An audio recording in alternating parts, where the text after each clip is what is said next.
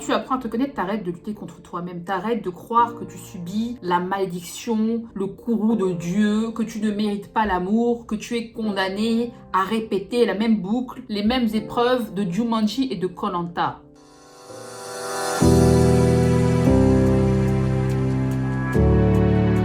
Comment garder confiance en soi face à un homme lors de ses rencontres amoureuses?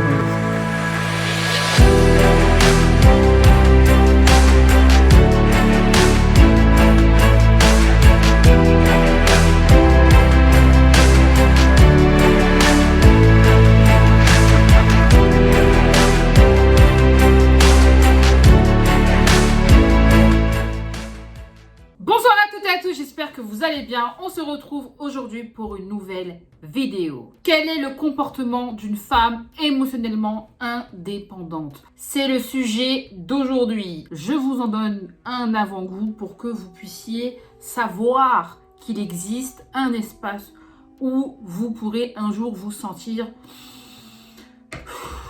libéré. Et avant d'entrer dans le vif du sujet, n'oublie pas de t'abonner pour ne pas louper mes prochaines vidéos inspirantes. Et si tu ne me connais pas encore, ce qui m'étonne très fortement, je suis Nesrine, ta coach en amour et en développement personnel. Tous les jours, ou presque, je t'aide à incarner cette femme confiante, authentique et puissante qui reprend les rênes de sa vie personnelle et sentimentale. Alors, ma très chère amie, n'oublie pas également de télécharger ta petite vidéo secrète, les 3 profils d'hommes à fuir absolument. Tu mets un pouce bleu, tu t'abonnes, tu mets la cloche, tu prends de quoi manger, de quoi boire, parce que cette vidéo sera intéressante.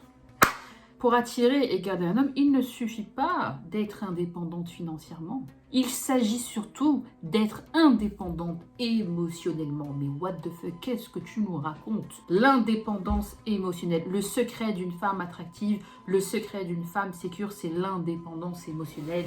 Et pas seulement financière. Je pense qu'à l'heure actuelle, la majorité des femmes sont indépendantes financièrement. D'accord? Vous avez dû remarquer que les hommes ne restent pas pour votre argent, que les hommes ne restent pas pour vos master degrees, hein? D'accord. Donc, il s'agit de bien plus que cela. La base, première règle, la première chose que vous devez savoir, ne faites pas d'un homme le seul responsable de votre bonheur.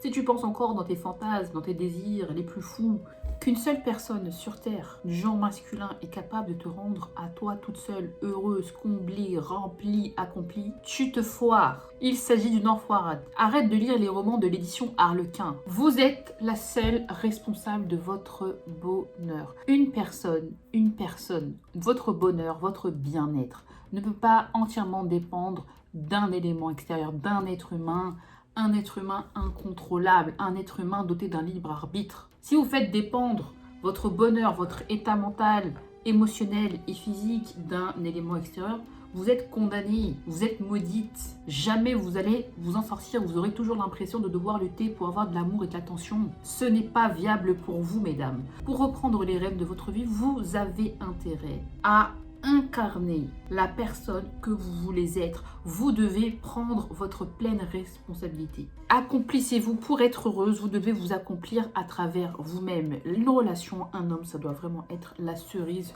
sur le gâteau. Un plus, une valeur ajoutée et non un absolu, une nécessité. Quand un homme devient une nécessité, vous souffrez. Et quand vous souffrez, vous êtes comme ça là, en train de déprimer à côté des toilettes. Ne vous sentez pas vivante seulement à travers un homme, mais à travers votre vie entière. Impulsez un élan vital à votre vie. Nourrissez votre vie. Plus vous serez occupé, plus vous allez cultiver cette attraction, vous allez rayonner et plus vous serez attirante. Dès qu'on va vous voir, on va vous associer à de la valeur.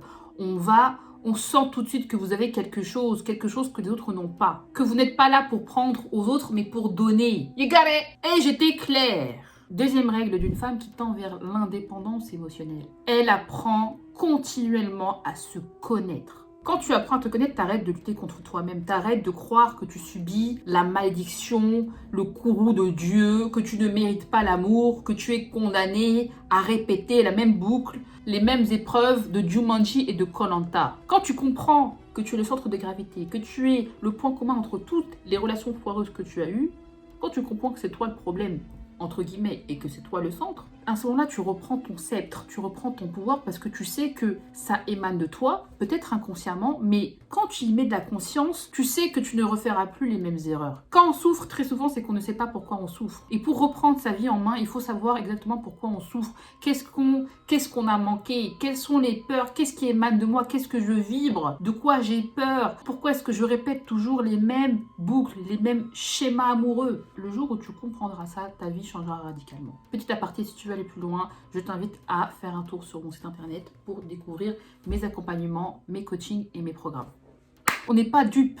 Quand tu comprends la nature humaine, tu n'es plus dupe. Tu es même clairvoyante, ma très chère. Donc à toi de regarder mes vidéos YouTube pour t'élever en conscience. Abonne-toi, n'oublie pas de t'abonner. J'espère que tu es abonné d'ailleurs. Troisième point qui vient à la suite de ce que je viens de dire, elle est 100% responsable de ce qu'elle vit. Pour être indépendante émotionnellement, vous devez assumer pleinement la responsabilité de votre vie. C'est-à-dire que vous assumez, vous reconnaissez enfin avoir été à l'origine des situations, des événements, des relations que vous avez créées. Elle comprend que sa réalité n'est pas la réalité objective, mais une sélection de la réalité à travers ses filtres, ses conditionnements, ses expériences passées, ses croyances et ses émotions. Elle arrête de projeter sur les autres ses propres insécurités, ses propres failles, son agressivité et sa colère. Elle sait très bien que les autres reflètent seulement ce qu'elle est et la mettent en réaction par rapport à ce qui était déjà en elle.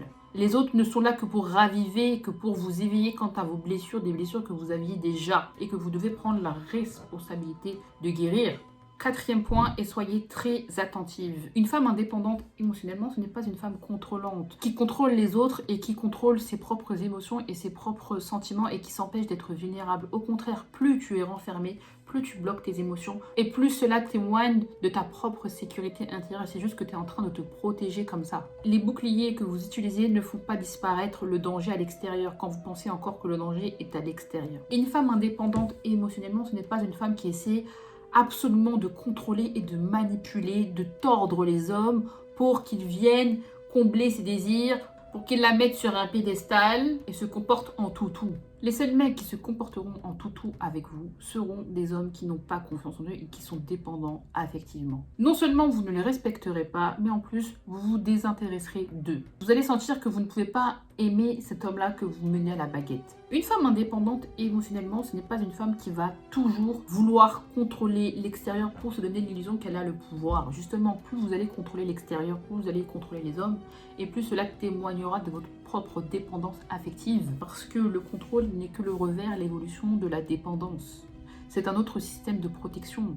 Sauf que tu feras toujours en sorte d'avoir l'ascendant. Une femme indépendante émotionnellement, ce n'est pas une femme qui fait semblant de faire genre qu'elle n'a besoin de personne pour vivre. Une femme qui n'a confiance en personne, aigrie, renfermée. Ça, c'est pas ça. Ça signifie seulement que ta blessure, elle n'est pas encore guérie. Et au contraire, justement, une femme indépendante émotionnellement, c'est une femme qui sait se rendre vulnérable en acceptant pleinement le risque du chagrin d'amour. Vous ne pouvez pas vivre pleinement une histoire d'amour si vous n'acceptez pas le risque du chagrin d'amour. Vous ne pouvez pas vivre intensément votre relation si l'autre ne vous connaît pas, si vous êtes renfermé, si vous ne lui montrez pas vos émotions et vos sentiments, vos besoins et ce qui vous fait vibrer. Les chagrins d'amour sont douloureux, mais ne vous mettront jamais à terre. Plus tu es sécure, plus tu vas accepter que ta relation elle puisse se terminer un jour, si un jour elle se termine. Tu ne seras pas là en train de tout le temps paniquer, de tout le temps lui demander des preuves d'attention, des preuves d'amour, des garanties. Contrôler sa relation, étouffer l'autre, lui mettre de la pression, c'est justement le meilleur moyen de le faire fuir et de saboter le truc. Donc,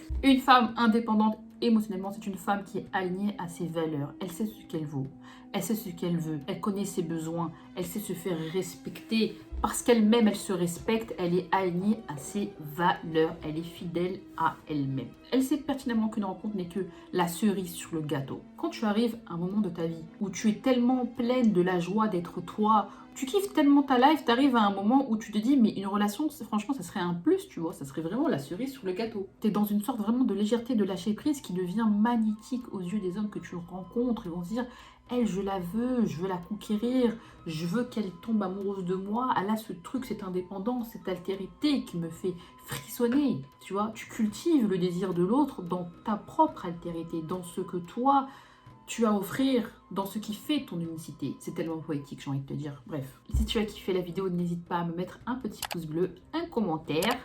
N'oublie pas de t'abonner et de me suivre sur TikTok et sur Instagram pour ne pas manquer mes lives inspirants où tu peux me poser toutes tes questions. Et si tu veux aller un peu plus loin, je propose des accompagnements, des coachings pour devenir et incarner une femme confiante en amour. Si tu en as assez de te sentir abandonnée, rejetée par les hommes, n'hésite pas à faire un tour sur mon site internet pour découvrir mes offres de coaching. Je me ferai l'honneur et le plaisir de t'accompagner, ma très chère amie.